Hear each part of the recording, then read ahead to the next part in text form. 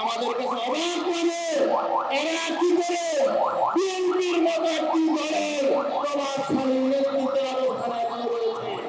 জুলাই বিপ্লবের ফেসিবাদী শক্তিকে উৎখাত করার জন্য বাংলাদেশের শান্তিকামী মানুষ ছাত্র জনতাকে সামনে নিয়ে আমরা সবাই ঐক্যবদ্ধভাবে মাঠে ছিলাম।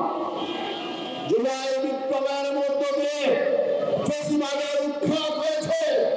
আমরা বেরোছিলাম, আমরা ঐক্যবদ্ধভাবে সকলে মিলে বাংলাদেশটাকে নতুন ভাবে গড়ে তুলব।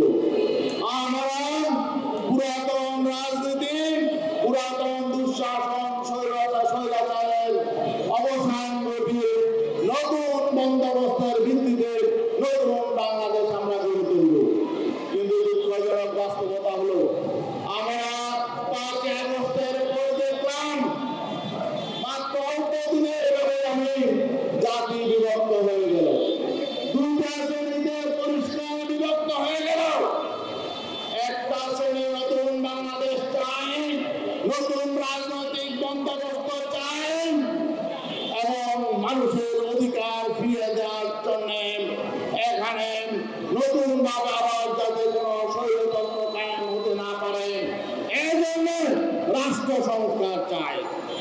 আর আরেকটা শ্রেণী তারা শুধু নির্বাচন চায়, তারা পুরাতন বন্দোবস্তের পরিবর্তন চায় না, তারা পুরাতন সংবিধানের পরিবর্তন চায় না, তারা নতুন কোন সংস্কার চায় না।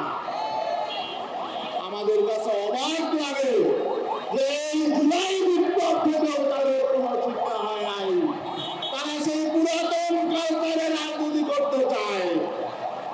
গতকালকে আমরা দেখলাম, নাম উল্লেখ করে বলতে হয়, বিএনপির একজন প্রভাবশালী নেতা তিনি বলছেন ৭২-এর সংবিধান নাকি জিয়াউর রহমানের অবদান, বিএনপির চেতনার উপরে নাকি ৭২-এর সংবিধান হয়েছে। আমাদের কাছে অবাক লাগে এরা কি করে বিএনপির মতো একটি দলের প্রভাবশালী নেতৃত্বের অবস্থানে এখনো রয়েছে। যেই ৭২-এর সংবিধানের মৌলিক ভিত্তিকে ধ্বংস করেছে জিয়াউর রহমান, আমরা তাকে স্মরণ করি শ্রদ্ধার সাথে। ৭২-এর সংবিধানের ভিত্তি তো ধসিয়ে দিয়ে গেছেন তিনি, আবার সেই সংবিধানকে আপনারা বলছেন জিয়াউর রহমানের অবদান, আপনাদের লজ্জা করা উচিত। আমরা দেখতে পাচ্ছি সেই শক্তি দিয়ে বাংলাদেশকে আবার বিভক্ত করার জন্য শেখ হাসিনা যে বয়ান দাঁড় করাতো, তারা আবার সেই বয়ান সামনে নিয়ে এসেছে। এরা বলছে একদিকে মৌলবাদী, তারা নিজেরা তো সুবিধাবাদী, তারা বলছে সর্বোচ্চ নেতা থেকে নিয়ে তাদের নেতারা বলছে তারা মৌলবাদী শক্তির উত্থান দেখতে চায় না। আমরা পরিষ্কার জানতে চাই, বিএনপির নেতৃবৃন্দের কাছে জানতে চাই, বাংলাদেশে মৌলবাদী শক্তির দ্বারা তাদেরকে হবে প্রকাশ করুন না, এবং তারা জাতিকে দক্ষিণপন্থী, উত্তরপন্থী এমন পন্থী হিসাবে বিভক্ত করতে চাচ্ছে। আমরা দেখছি পুরাতন খেলা বা নতুন ভাবে শুরু হয়েছে। জাতিকে বিভক্ত করতে চায় কারা? জাতিকে বিভক্ত করতে চায় আমাদের পার্শ্ববর্তী রাষ্ট্র।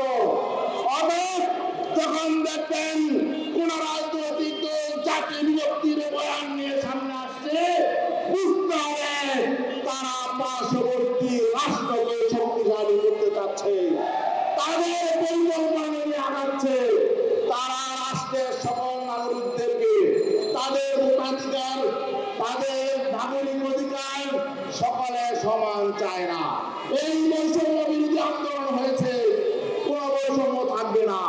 একজনের ভোটে এমপি হবে, আরেকজনের ভোটে এমপি হবে না, তা হবে না। দেশের কোটি কোটি ভোটার ভোট দেয়, তাদের কোন প্রতিনিধি পার্লামেন্টে যায় না, এটা বৈষম্য। এই বড় বৈষম্যের বিরুদ্ধে আমাদেরকে আঘাত করতে হবে। একজন আমাদের নেতা পীর সাহেব বলেছেন, পীর সাহেব শর্মায় বলেছেন, কি বলেছেন? পিয়ার পদ্ধতিতে নির্বাচন হতে হবে। আজকে যে ছাত্র বন্ধুরা বৈষম্য বিলোপের জন্য আন্দোলন করেছেন, বাংলাদেশ রাষ্ট্রের সবচেয়ে বড় বৈষম্য হলো ভোটের বৈষম্য। এই ভোটের বৈষম্য সকল ভোটারের সমান, সকলের প্রতিনিধি পার্লামেন্টের